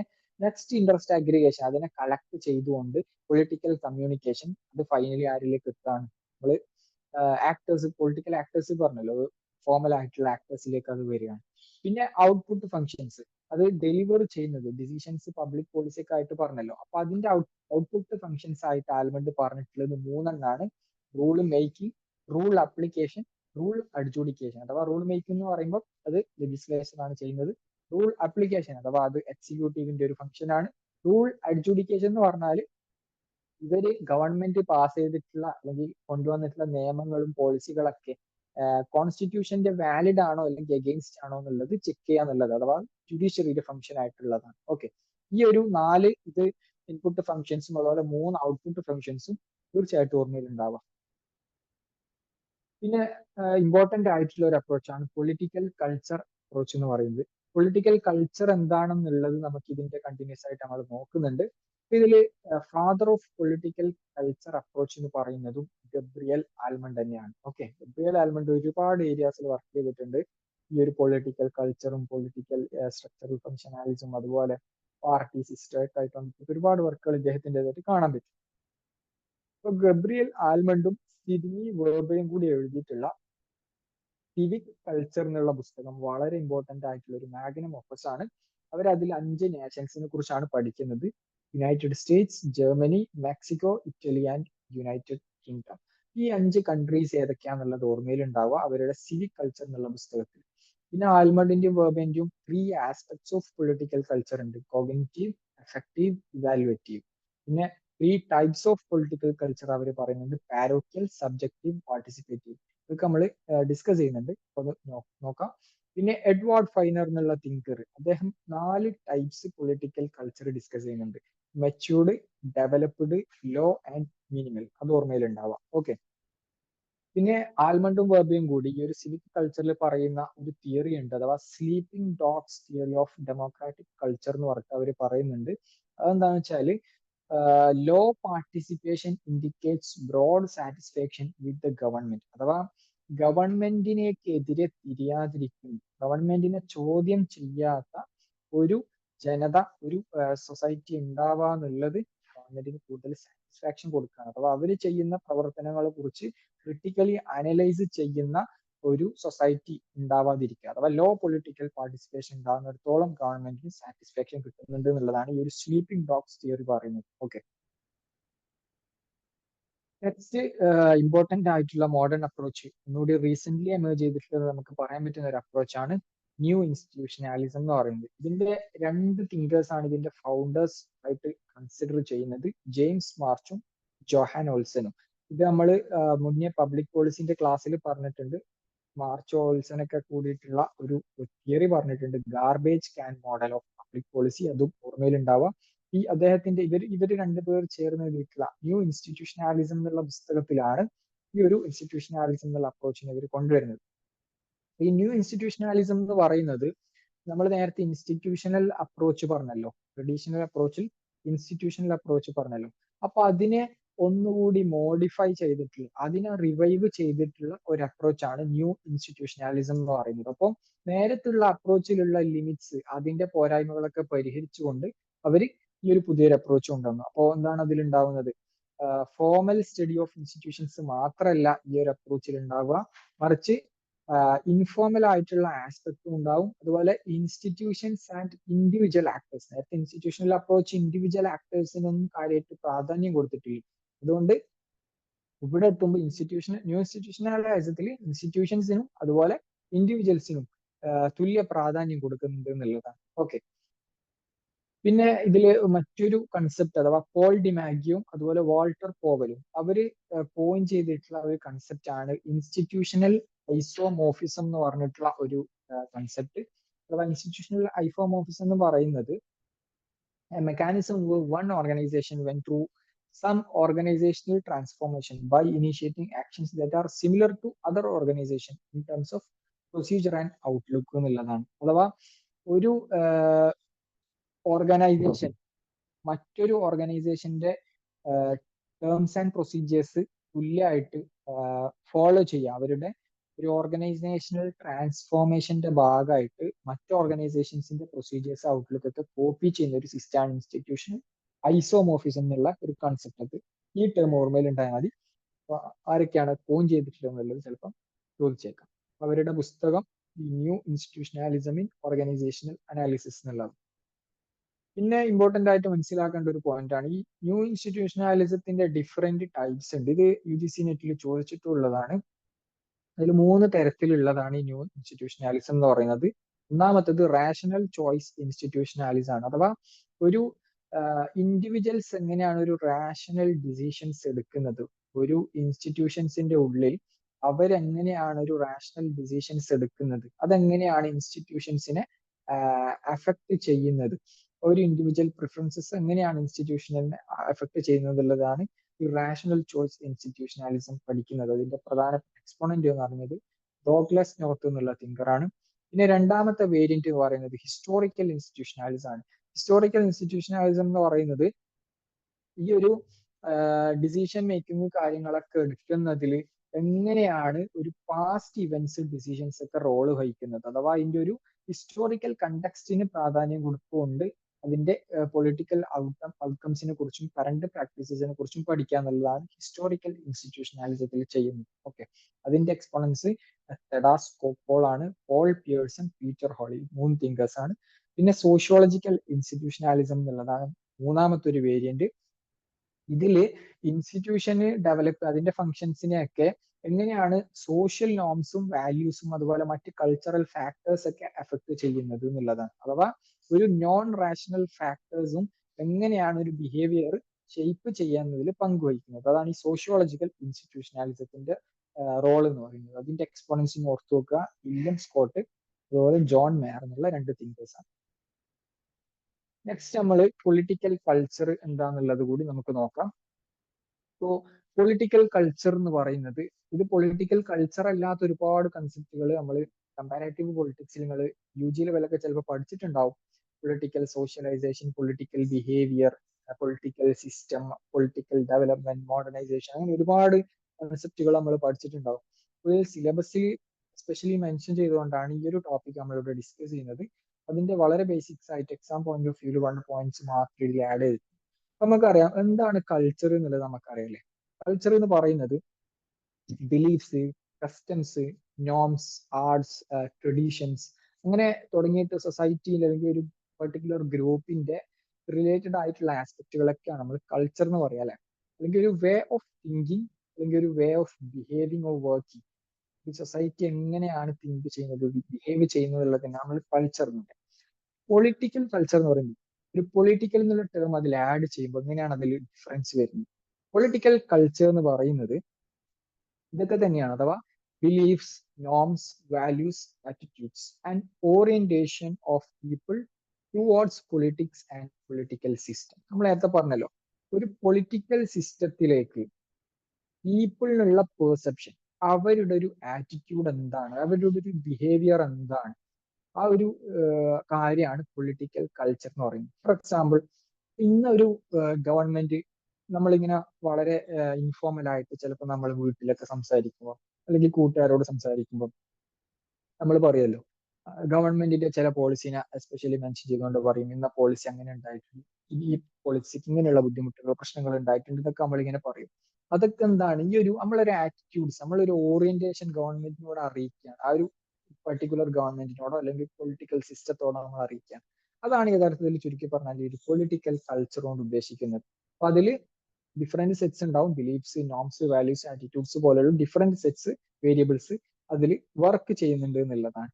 അപ്പൊ ഇതിന്റെ ഈ ഒരു പൊളിറ്റിക്കൽ കൾച്ചർ എന്നതിനെ ഏറ്റവും പ്രധാനമായിട്ട് കമ്പാരേറ്റീവ് പൊളിറ്റിക്സിൽ ഈ ഒരു റിസർച്ച് കൊണ്ടുവന്നിട്ടുള്ളത് ആൽമണ്ട് തന്നെയാണ്. ആൽമണ്ടിന്റെ കമ്പാരേറ്റീവ് പൊളിറ്റിക്കൽ സിസ്റ്റം എന്നുള്ള അദ്ദേഹത്തിന്റെ ഒരു ഫേമസ് ആർട്ടിക്കിൾ, അദ്ദേഹം ഈ ഒരു പൊളിറ്റിക്കൽ കൾച്ചർ റിസർച്ചിനെ കുറിച്ചിട്ടുള്ള പഠനം 1956 കൊണ്ടുവന്നിട്ടുള്ളത്. ഓക്കെ,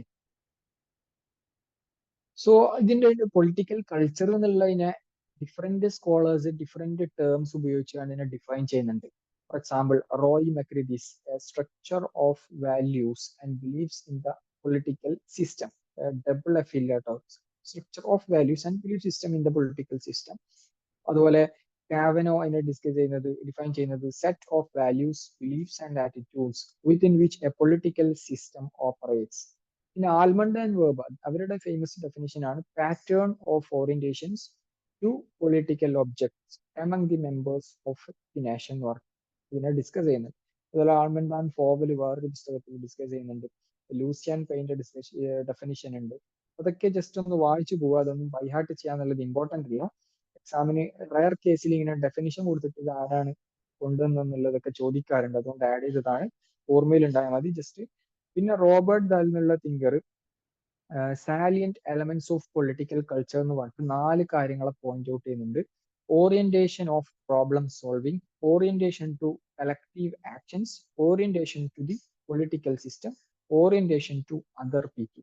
ഇത് 4ഉം ഒന്ന് ഓർമ്മയിൽ ഉണ്ടാവണം. ചിലപ്പോൾ അതിന്റെ ഓർഡറോ അല്ലെങ്കിൽ ഇതിൽ ഏതാണ് ഉൾപ്പെടാത്തത് എന്നുള്ള തരത്തിലുള്ള ക്വസ്റ്റ്യൻസ് UGC നെറ്റിലൊക്കെ പൊതുവെ ചോദിക്കുന്ന ഒരു ടൈപ്പ് ഓഫ് ക്വസ്റ്റ്യൻസ് ആണ്. ഓക്കെ, പിന്നെ കമ്പണൻസ് ഓഫ് പൊളിറ്റിക്കൽ കൾച്ചർ എന്നുള്ളതാണ്. നമ്മൾ പൊളിറ്റിക്കൽ കൾച്ചർ എന്താന്നൊക്കെ പറഞ്ഞല്ലോ, അപ്പൊ അതിൽ എന്തൊക്കെയാണ് ഉൾപ്പെടുക? ജസ്റ്റ് ഒരു ഓർഡർ കൊടുത്തുന്നേ ഉള്ളൂ, ലിസ്റ്റ് കൊടുത്തുന്നേ ഉള്ളൂ. ഇത് ഇമ്പോർട്ടന്റ് ആയിട്ടുള്ള ഒരു പോയിന്റ് അല്ല, ബട്ട് നിങ്ങൾ ഒരു അണ്ടർസ്റ്റാൻഡിങ് ഉണ്ടാക്കി വെക്കാൻ വേണ്ടി ആഡ് ചെയ്തതാണ്. അഥവാ political beliefs and values, political process, symbols, action, orientations, culture, society structure, geography, ഇങ്ങനെ തുടങ്ങിയിട്ടുള്ള ഒരുപാട് കാര്യങ്ങൾ ഇതിനെ കമ്പണൻസ് ആയിട്ട് വരുന്ന പറയുമ്പോൾ അതിൽ ഇൻഫ്ലുവൻസ് ചെയ്യുന്നുണ്ട്. അതെങ്ങനെയാണ് പൊളിറ്റിക്കൽ കൾച്ചർ ഷേപ്പ് ചെയ്യുക, അല്ലെങ്കിൽ അത് പിന്നീട് അത് റീഷേപ്പ് ചെയ്യപ്പെടുക, അതിനെ ഫാക്ടർ ആവുന്ന, അതിനെ ഇൻഫ്ലുവൻസ് ചെയ്യുന്ന ഡിഫറെന്റ് ആയിട്ടുള്ള കോമ്പണൻസ് ആണ് ഈ ആഡ് ചെയ്തിട്ടുള്ളത്. അത് ഓർമ്മയിൽ ഉണ്ടായാൽ മതി, ജസ്റ്റ് ഒരു വായിച്ചാൽ മതി. നെക്സ്റ്റ് ഇമ്പോർട്ടന്റ് ആയിട്ടുള്ള എക്സാമിൻ പോയിന്റ് ഓഫ് വ്യൂവിൽ വളരെ ഇമ്പോർട്ടന്റ് ആയിട്ടുള്ള പോയിന്റ് ആണ് ആൽമണ്ട് ആൻഡ് വെർബ. നമ്മൾ പറഞ്ഞല്ലോ, സിമി വെർബ ആൻഡ് ഗബ്രിയൽ ആർമൻ, അവരുടെ സിവിക് കൾച്ചർ എന്നുള്ള 1963 പബ്ലിഷ് ചെയ്തിട്ടുള്ള പുസ്തകത്തിൽ 5 കൺട്രീസിന് നമ്മൾ പറഞ്ഞു, അത് ഓർമ്മയിൽ ഉണ്ടാവണം. ഈ ഒരു പുസ്തകത്തിൽ അവര് 3 തരത്തിലുള്ള പൊളിറ്റിക്കൽ കൾച്ചറിനെ അവർ ഡിസ്കസ് ചെയ്യുന്നുണ്ട്. അത് വളരെ ഇമ്പോർട്ടന്റ് ആണ്. ഏതൊക്കെയാണ് 3 പൊളിറ്റിക്കൽ കൾച്ചർ എന്നുള്ളത്? ഒന്നാമത്തത് പാരോക്കിയൽ പൊളിറ്റിക്കൽ കൾച്ചറാണ്. ഈ പാരോക്കിയൽ പൊളിറ്റിക്കൽ കൾച്ചർ എന്ന് പറയുന്നത് അവിടെ ജനങ്ങൾക്ക് പൊളിറ്റിക്കൽ സിസ്റ്റത്തിനെ കുറിച്ചോ അല്ലെങ്കിൽ ഗവൺമെന്റിനെ കുറിച്ചോ കൃത്യമായിട്ടുള്ള ഒരു ഐഡിയ അവരുടെ കയ്യിൽ ഉണ്ടാവില്ല. അവർക്ക് ഗവൺമെന്റുമായിട്ട് കൃത്യമായിട്ട് ഒരു identification, they are not identified themselves with the state എന്ന് പറയുന്നത്. അഥവാ അവർക്കൊരു കൃത്യമായിട്ട് ഒരു സിറ്റിസൺഷിപ്പ് എന്നുള്ള സ്വഭാവം അവർക്ക് ഉണ്ടാവില്ല. അവർക്ക് അവരുടെ ലോക്കൽ ഐഡന്റിറ്റി ആയിരിക്കും സിറ്റിസൺഷിപ്പ് എന്നുള്ള അർത്ഥത്തിൽ സ്റ്റേറ്റ് ഐഡന്റിറ്റിനേക്കാളും അവർക്ക് പ്രാധാന്യം ഉണ്ടാകും. ഫോർ എക്സാമ്പിൾ പറഞ്ഞാൽ ട്രൈബൽ സൊസൈറ്റീസിലൊക്കെ അവർക്ക് അവരുടെ ട്രൈബ്സിനോടായിരിക്കും കൂടുതൽ അറ്റാച്ച്മെന്റ് ഉണ്ടാവുക. സ്റ്റേറ്റ് അവർക്ക് വേണ്ടിയിട്ട് എന്ത് പോളിസികൾ എടുക്കുന്നുണ്ടോ, സ്റ്റേറ്റ് അവരെ കൺസിഡർ ചെയ്യുന്നുണ്ടോ എന്നുള്ളത് അവർക്കൊരു പ്രശ്നമല്ല. കാരണം അവർ സ്റ്റേറ്റുമായിട്ടുള്ള ഒരു കണക്ഷൻ അവർക്കില്ല. സ്റ്റേറ്റിനെ കുറിച്ചോ അല്ലെങ്കിൽ ഗവൺമെന്റിനെ കുറിച്ചുള്ള നോളജ്, ഐഡിയാസ് അവരുടെ കയ്യിൽ ഇല്ല എന്നുള്ളതാണ്. അതാണ് ഈ പാരോക്കിയൽ പൊളിറ്റിക്കൽ കൾച്ചർ എന്ന് പറയുന്നത്. അത് എക്സിസ്റ്റ് ചെയ്തിട്ടുള്ളത് എവിടെയാണ്, ഇത് ചെയ്യുന്നത് എവിടെയാണ്? ട്രൈബൽ സൊസൈറ്റിയിലായിരിക്കും. ഓക്കെ, രണ്ടാമത്തെ ടൈപ്പ് പൊളിറ്റിക്കൽ കൾച്ചർ എന്ന് പറയുന്നത് സബ്ജക്റ്റ് പൊളിറ്റിക്കൽ കൾച്ചർ ആണ്. സബ്ജക്റ്റ് പൊളിറ്റിക്കൽ കൾച്ചർ എന്ന് പറയുമ്പം പീപ്പിള് പൊളിറ്റിക്കൽ പാർട്ടിസിപ്പേഷൻ അവിടെ ഉണ്ട്, പക്ഷെ അതൊരു പാസീവ് ആയിട്ടുള്ള പാർട്ടിസിപ്പേഷൻ ആയിരിക്കും. പാസീവ് എന്ന് പറയുമ്പോൾ ജനങ്ങൾ ആക്റ്റീവായിട്ട് അവിടെ എൻഗേജ് ചെയ്യൂല സ്റ്റേറ്റുമായിട്ട്, മറിച്ച് ഒരു നിശബ്ദമായിട്ട് പാസീവായിട്ട് അവിടെ സ്റ്റേറ്റ് ആയിട്ടുള്ള ഒരു പാർട്ടിസിപ്പേഷൻ അവിടെ നിലനിൽക്കുന്നുണ്ട്. അതൊരു എക്സാമ്പിൾ പറയുകയാണെന്നുണ്ടെങ്കിൽ കൊളോണിയൽ സ്റ്റേറ്റുകളിൽ ആ ഒരു തരത്തിലുള്ളതാണ്. അഥവാ അവർക്ക് സ്റ്റേറ്റിനെ ഇൻഫ്ലുവൻസ് ചെയ്യാനുള്ള ഒരു കപ്പാസിറ്റി ഇല്ല എന്നുള്ളതാണ് അവർ വിശ്വസിക്കുന്നത്. അഥവാ സ്റ്റേറ്റുമായിട്ട് ഡയറക്റ്റ്ലി എൻഗേജ് ചെയ്യാനുള്ള ഒരു ധൈര്യം അവർക്ക് ഉണ്ടാവില്ല. മറിച്ച് സ്റ്റേറ്റ് അവർക്ക് ഡെലിവർ ചെയ്യുന്ന ഒരുപാട് കാര്യങ്ങൾ, വെൽഫെയർ പോളിസികളൊക്കെ അതിനെ അക്വയർ ചെയ്യാനുള്ള, അതിനെ ആസ്വദിക്കാനുള്ള ഒരു കരുത്ത് അവർക്ക് ഉണ്ടാവും. പക്ഷെ ഡയറക്ട്ലി സ്റ്റേറ്റിനെ ക്രിട്ടിസൈസ് ചെയ്യാനോ പോലുള്ള എൻഗേജ് ചെയ്യാനുള്ള കരുത്ത് അവർക്ക് ഉണ്ടാവില്ല എന്നുള്ളതാണ് ഈ ഒരു സബ്ജക്ട് പൊളിറ്റിക്കൽ കൾച്ചറിന്റെ പ്രത്യേകത. മൂന്നാമത്തത് പാർട്ടിസിപ്പന്റ് പൊളിറ്റിക്കൽ കൾച്ചർ ആണ്.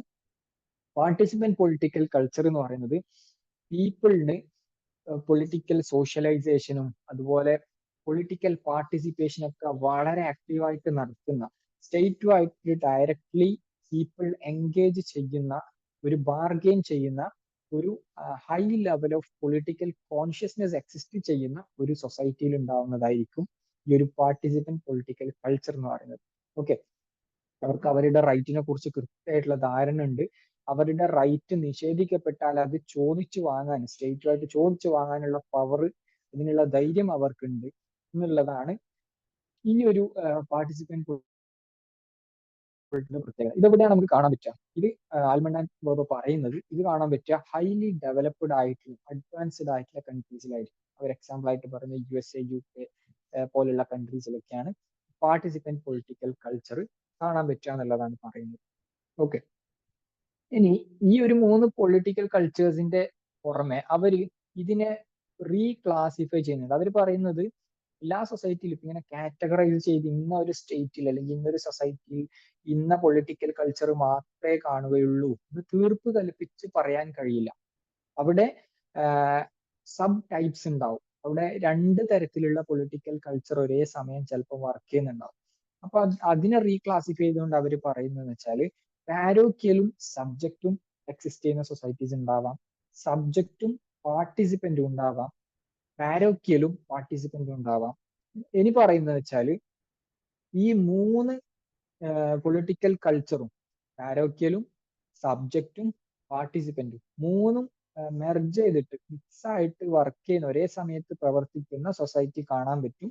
അങ്ങനെയുള്ള കൾച്ചറിനെയാണ് അവർ വിളിച്ചിട്ടുള്ളത് സിവിക് കൾച്ചർ എന്നുള്ളത്. വളരെ ക്രിട്ടിക്കൽ ആയിട്ടുള്ള ഒരു കോൺട്രിബ്യൂഷൻ ആണ് ഈ ഒരു കമ്പാരേറ്റീവ് പൊളിറ്റിക്സിൽ അവർ കൊണ്ടുവന്നിട്ടുള്ളത്. ഇത് എവിടെയാണ് കാണാൻ പറ്റുക? ഡെമോക്രാറ്റിക് സൊസൈറ്റിയിലാണ് ഇത് കാണാൻ പറ്റും. ഓക്കെ, സിവിക് കൾച്ചർ എന്നുള്ളത്. ഇനി ആൽമണ്ട് ആൻഡ് പോവല് ഓറിയന്റേഷൻസ് ഓഫ് പൊളിറ്റിക്കൽ കൾച്ചർ എന്ന് പറഞ്ഞിട്ട് ഡിഫറെന്റ് ഓറിയന്റേഷൻസിനെ കുറിച്ച് പറയുന്നുണ്ട്. ഇത് കീ ടേംസ് എങ്കിലും അറ്റ്ലീസ്റ്റ് ഓർമ്മയിൽ ഉണ്ടാവണം.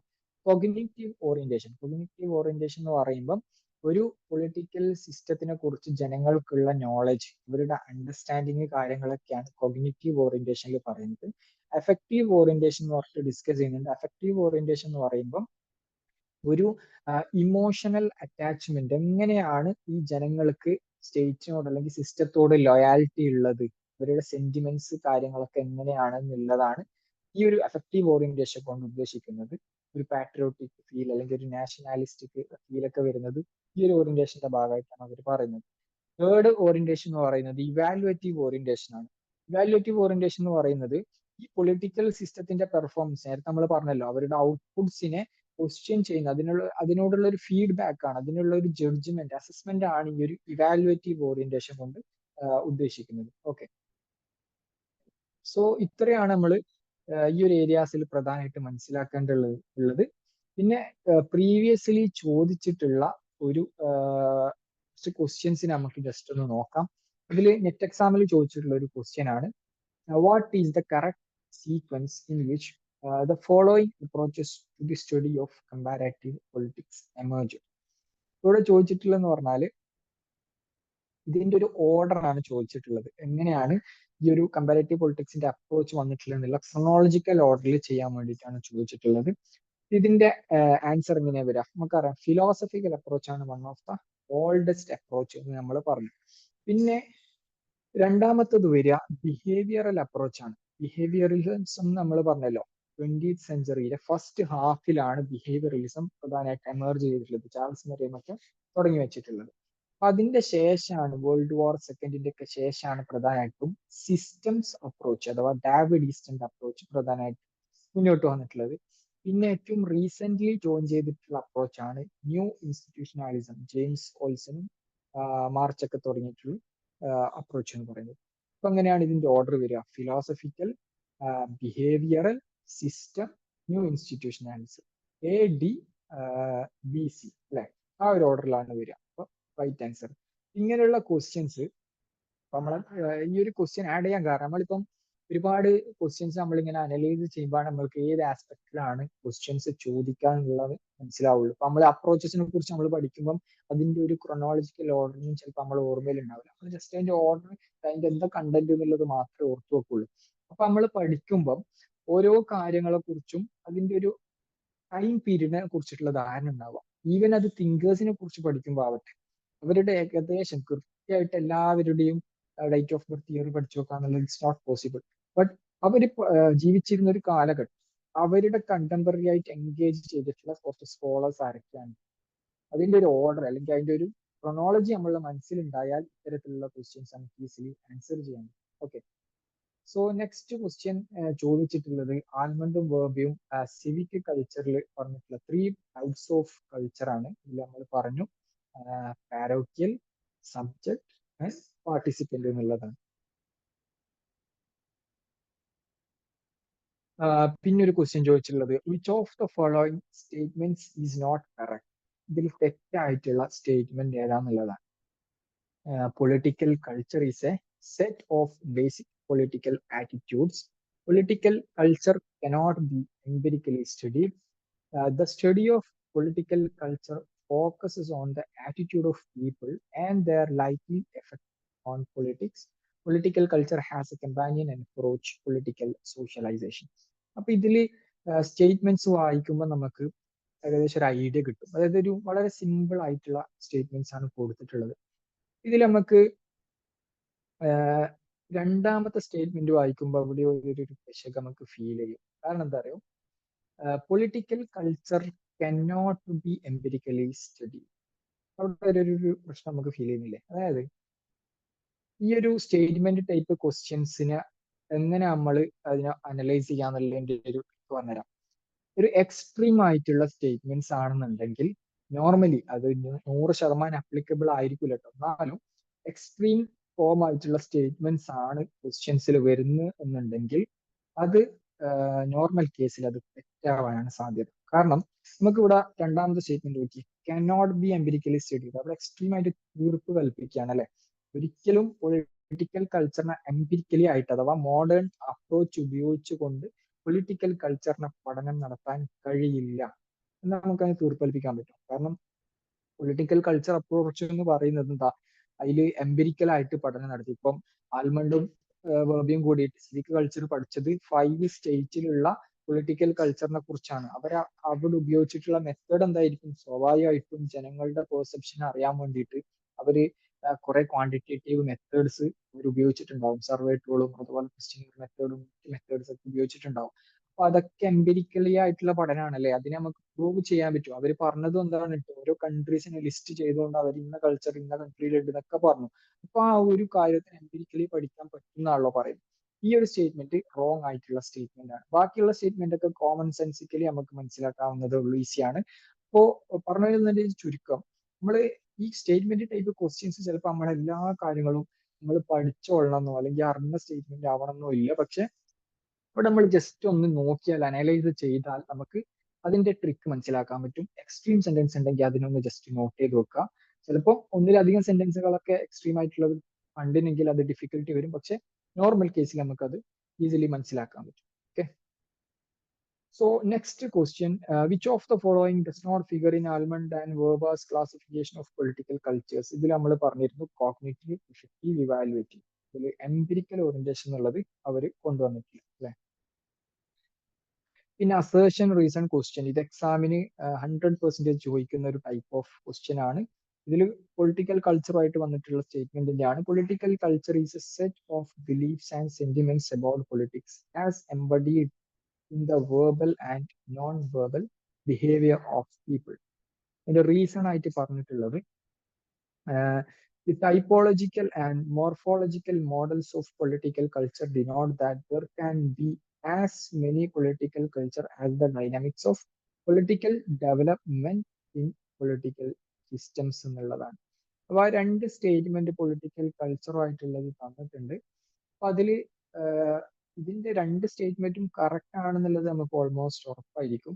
ഇത് രണ്ടും തമ്മിലുള്ള ലിങ്ക് കണ്ടെത്തുക എന്നുള്ളതാണ് ഈ ഒരു ക്വസ്റ്റ്യനിലുള്ള ഡിഫിക്കൽട്ടി ഉണ്ടാവുക. അപ്പോൾ ഇങ്ങനത്തെ അസേർഷൻ റീസൺ ക്വസ്റ്റ്യൻസിൽ set of beliefs and sentiments about politics embedded in verbal and non verbal behaviour എന്ന് പറഞ്ഞിട്ടുള്ള ഒരു സ്റ്റേറ്റ്മെന്റ് പറയുന്നതിൽ ഇതിൽ അതുമായിട്ട് ഡയറക്ട്ലി ലിങ്ക് ചെയ്യുന്ന ഒരു സെന്റൻസ് ആയിട്ട് നമുക്ക് തോന്നുന്നില്ല അല്ലെ. ഇതിൽ there can be as many as political culture as dynamics of political development in political systems. അത് രണ്ടും കറക്റ്റ് ആയിട്ട് ഫീൽ ചെയ്യുന്നുണ്ട്. പക്ഷെ അതിന് രണ്ടിനും ഈ ഒരു കാര്യം ഇതൊരു പൊളിറ്റിക്കൽ കൾച്ചറിന്റെ ഡെഫിനിഷൻ ആണ്. ഇത് പൊളിറ്റിക്കൽ കൾച്ചറിനെ കുറിച്ചിട്ടുള്ള മറ്റൊരു ആസ്പെക്റ്റിലുള്ള സ്റ്റേറ്റ്മെന്റ് ആണ്. ഇങ്ങനെയൊക്കെ അത് ഉണ്ടാവാം, അത് വൈഡ് ആവാം എന്നുള്ളതിന്റെ സൂചിപ്പിച്ചിട്ടുള്ള ഒരു സെന്റൻസ് ആണ്. അപ്പൊ അതിനെ രണ്ടിനെ അസേർഷൻ റീസണിലേക്ക് ഉൾപ്പെടുത്തുമ്പോൾ നമുക്ക് ഇതിന്റെ ലിങ്ക് കിട്ടുന്നില്ല എന്നുള്ള. അപ്പൊ പൊതുവെ ഉത്തരം എന്തായിരിക്കും ഉണ്ടാവാം? Both A and R R correct, but R is not the correct explanation of A എന്നുള്ളതായിരിക്കും. ഓക്കെ, സോ ഇത്രയാണ് നമുക്ക് ഇന്ന് ഡിസ്കസ് ചെയ്യാനുള്ളത്. ഈ ഒരു ഏരിയാസുമായിട്ട് ബന്ധപ്പെട്ടിട്ട് എന്തെങ്കിലുമൊക്കെ ഡൗട്ട്സ് ഉണ്ടെങ്കിൽ നിങ്ങൾക്ക് വാട്സപ്പിൽ മുഖേന ചോദിക്കാം. അപ്പോൾ കൺഫ്യൂസ്ഡ് ആയിട്ട് പഠിക്കാതിരിക്കുക. എന്തെങ്കിലുമൊക്കെ കാര്യങ്ങൾ നിങ്ങൾ വായിക്കുമ്പോൾ ഡൗട്ട്സ് വരുന്നുണ്ടെങ്കിൽ തീർച്ചയായിട്ടും ചോദിക്കാം. Okay, so thank you.